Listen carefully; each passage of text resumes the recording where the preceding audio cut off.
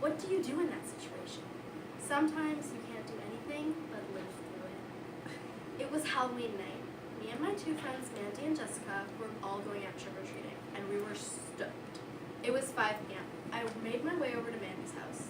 She was going as the Joker, Jessica was going as a mime, and I was going as Nikki Nichols from Orange is the New Black, / my spiritual mother, / her favorite lesbian drug addict. We put on our costumes and started at a random house on Shaw Road. But after only 3 houses, Mandy decides she has to use the bathroom. So we go up to a house, knock on their door. A gray-haired couple open it and let us into our house. They give us that sick look like we're actually good children and tell us to be safe. Then Mandy says, I need to use your bathroom, like, right now. So they let her in. They tell me and Jessica to come into their house to wait. It was a standard house for older people who have been together for 46.5 years, leather sofas, and a golf tournament playing on their huge TV. After a few minutes of awkward staring and smiling at each other, she said, "Is your little friend okay in there? Maybe we should go check on her." So the lady walks down the hallway and knocks on the door. Mandy has now been in this stranger's bathroom for 7 whole minutes, and the general population is starting to get concerned. So Jessica, being the amazingly caring and thoughtful friend she is, decides to yell down the very long hallway, "Yo, Mandy, is it explosive diarrhea? Because I ain't coming in there to wipe your butt again." And everyone just gives her this dead stare. More awkward silence. But time crawled by like a snail with a brick on its back. Every now and then we would hear an aggressive grunt come from those bathroom walls. 10 minutes turned into 15 minutes. 15 minutes turned into 20 minutes. And after 28 horribly awkward minutes of giving shallow compliments, there she was, all grown up and out of the bathroom, ready to take on the world. And then Jessica said these exact words, "Andy, I think I might use the bathroom too." Just before the woman was about to say no, Jessica was already around the corner and in the bathroom. And she didn't come out for a very long time. After 23 more painful minutes, yes, I timed it, we heard these desperate words. "Oh God, yup, it's explosive diarrhea." Those 6 words haunted everyone's ears in that room. And now they haunt yours. Let's just take a moment to remember Jessica's pure bravery and possible insanity. It was now 6 p.m. and we had spent over an hour at these people's house. Finally, Jessica comes out of the bathroom. She skips down the hallway, and by now the young lady was getting pretty mad. But Mandy tries to cheer her up by asking for a glass of water. The woman runs to the kitchen to get the water. That's how desperate she was to get us out of her house. She gives Mandy the cup and tells her to chug the water. Mandy drinks the water and hands her the glass back, and the lady opens the door with a scowl. It's time to leave, girls. But we had been through so much together. We loved this woman. How could we ever repay her for all the hard work she put into raising us? I mean, letting us use her bathroom. Jessica pipes up and says, "Hey, we've lost enough time tonight. Can we take an extra candy bag?" So we all reach in and take one. And then Mandy punctuated it all with a fart. Oh. It may have been the most awkward night of my life, and I will remember that lady forever, and I know she will remember us forever. But hey, now we have the best Halloween story possible. Was that a little awkward? I was wondering if I could use the bathroom.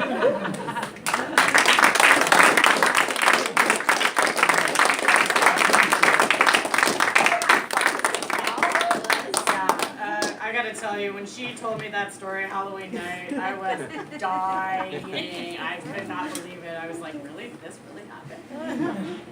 Kids are interesting these days, hey? All right, well, I'm going to welcome Meaghan back, and she's going to do my job now. So please welcome Meaghan Howley. Hey, what's up? Okay, so we're gonna start off, kind of, with our first presentation by Simon Cameron. Simon is 14 years old. He loves hockey, and he is an author with 2 published books. Please join me in welcoming Simon with his speech, Last Day of June.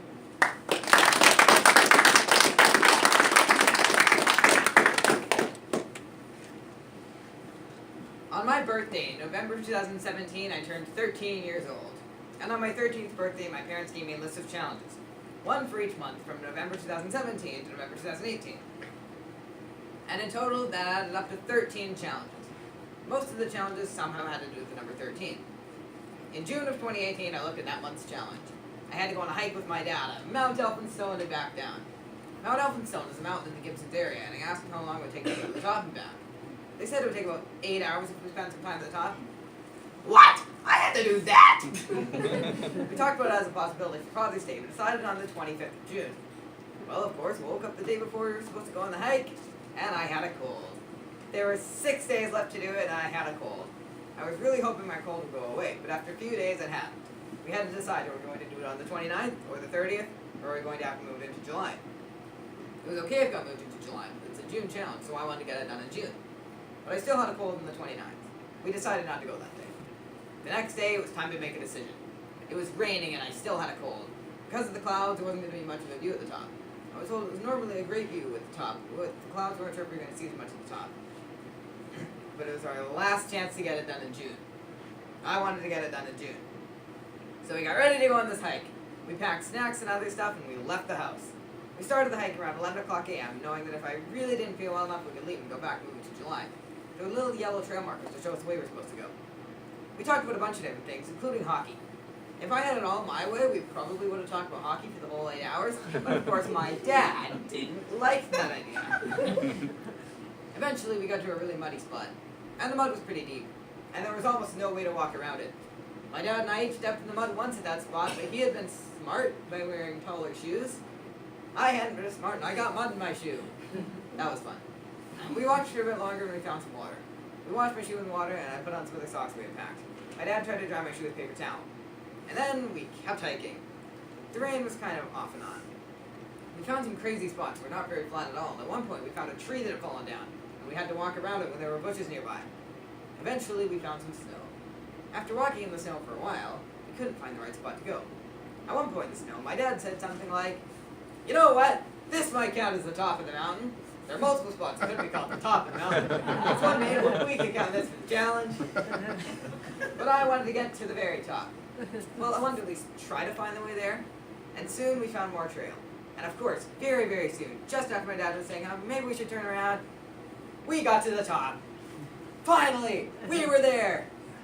Another part of the challenge was writing a bunch of words that describe me on some rocks and looking at which things about me I wanted to keep and which ones I didn't. I found different things to do with each rock. If I remember correctly, I kept most of the words that describe me. For example, hockey lover. We hadn't seen many people on the way up, but we saw a little more at the top. The view wasn't as good as it could have been, but still a pretty good view. We could see a good view of some mountains. Eventually, we decided to go back. This time we got past that muddy spot without the same thing happening again. At one point in the way down, we could see more of a view of Gibsons and some of Keith Island. And when we got close to the bottom, we called my mom and asked her to come and pick us up at about 6:30. We were almost at the end, and it would be good to finally be done.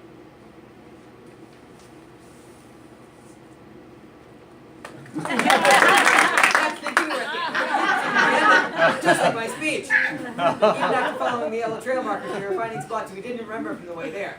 And after a while, we wondered if we might have been going the wrong way. We might have been lost. We knew we were late. We knew my mom was waiting for us, and she couldn't wait much longer because she had to return the car club band. My dad and I had our only cell phone, so we called my sister and told her to let my mom know our situation. But my dad soon found a map on the phone that showed us where we were, and it showed that we were going the right way. And when we were getting really close, we called my mama home. We got to the end, she picked us up, and we went home. That's not something I want to do again anytime soon, but I actually enjoyed it as once in a very, very, very long time to do. Even though I enjoyed it, I definitely wanted it to end when we got near the end, obviously. And the first thing I did when we got home was, I just laid down on the couch.